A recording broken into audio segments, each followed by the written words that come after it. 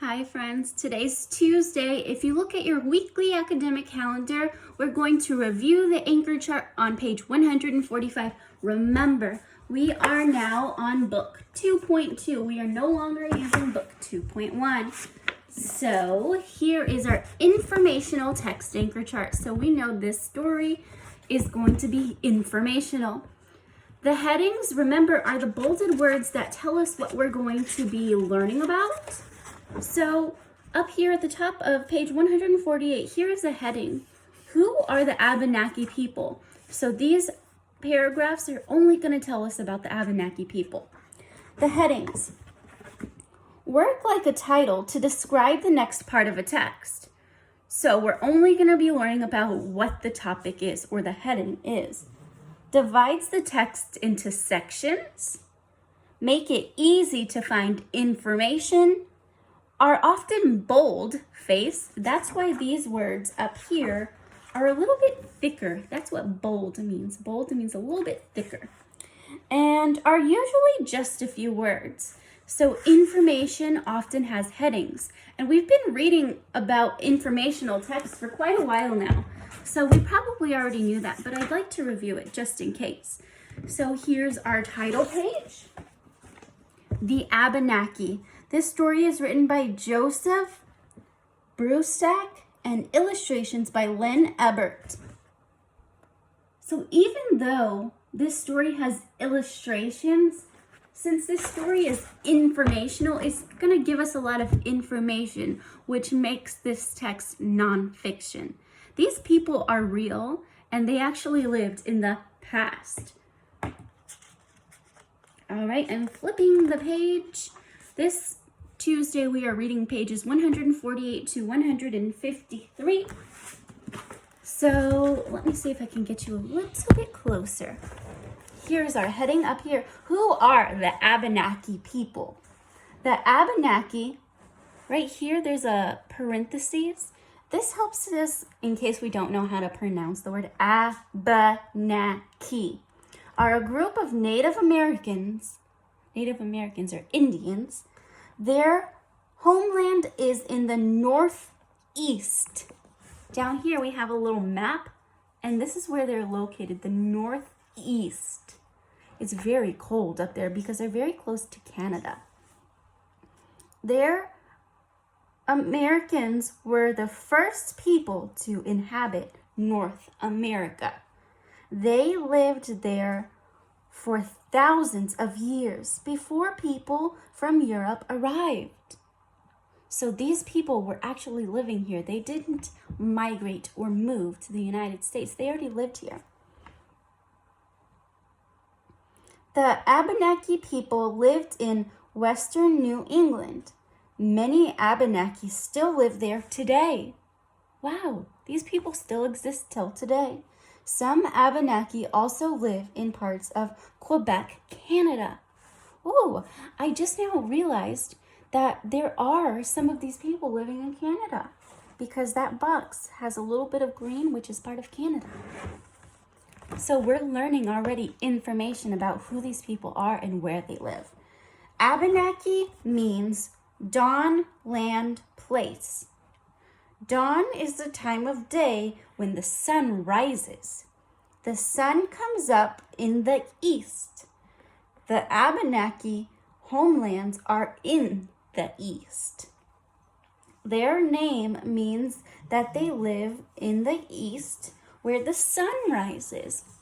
Very interesting. And what a great name for them, that they live in the east and the sun rises in the east. The Abenaki speak their own language. Their language is called, I can't read that one backwards, Algonquin. Algonquin. Have you ever heard of that language before? Me neither. So I'm making a connection to the Navajo code talkers because they have their own language that nobody else knew. So since I've never heard of this language, that's why I'm making that connection. I wonder what it actually sounds like.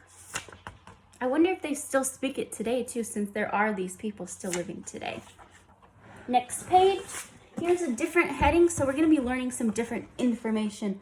What was life like long ago for the Abenaki?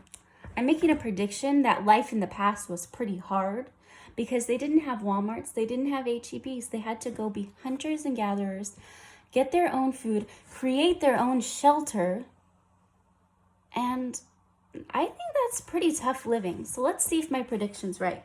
Long ago, Abenaki people lived in small communities. They called their houses wigwams. Wigwams means a house. A wigwam was made of thin, bent wooden poles. The Abenaki covered the skinny poles with the bark of birch trees. So right here in this picture is an actual real-life picture of what their house would look like. So there's the bark of the trees laying and making kind of like house shingles. Shingles are what are on your roof right now. All right, where were we? Made of bent poles. The Abenaki covered the skinny poles with the bark of birch trees. Birch bark was a strong covering. It was effective in keeping out the wind and the rain. Oh, so in this part of the United States, it must rain a lot. There were many wigwams in an Abenaki village.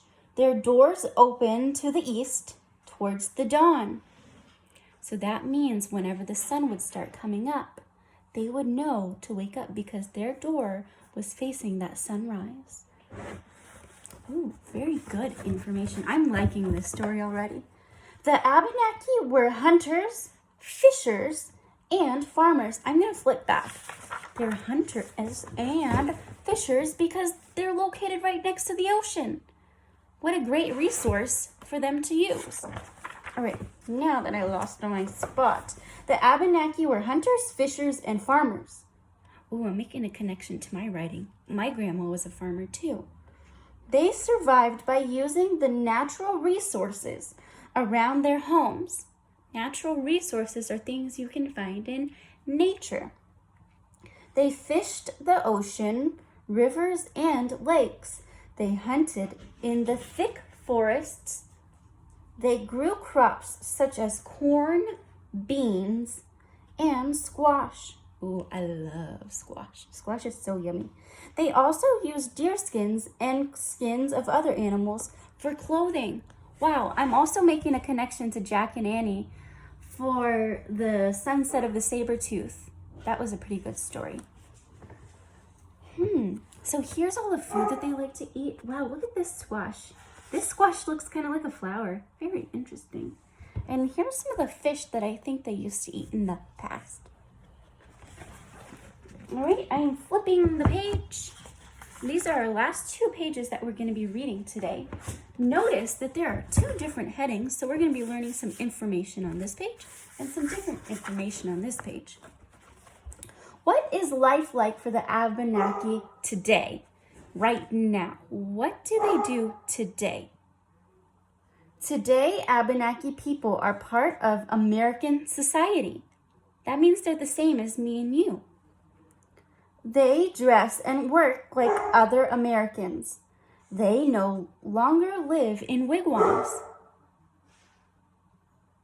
Please ignore my doggies. They chose to live in modern homes, just like homes that you and I live in. They live in towns and cities, mostly in New England and Canada. They still live in the same place.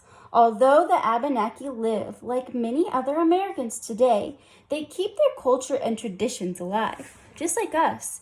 One of our traditions in San Antonio is the parade that we have for Fiesta. All right, so here are the Abenaki people having some same jobs, doctors, firefighters, and teachers, just like we do. So they're just like us. Here's another heading. We're going to learn some other information. What customs from long ago are still important to the Abenaki? The Abenaki still follow many of the same ways of life from long ago.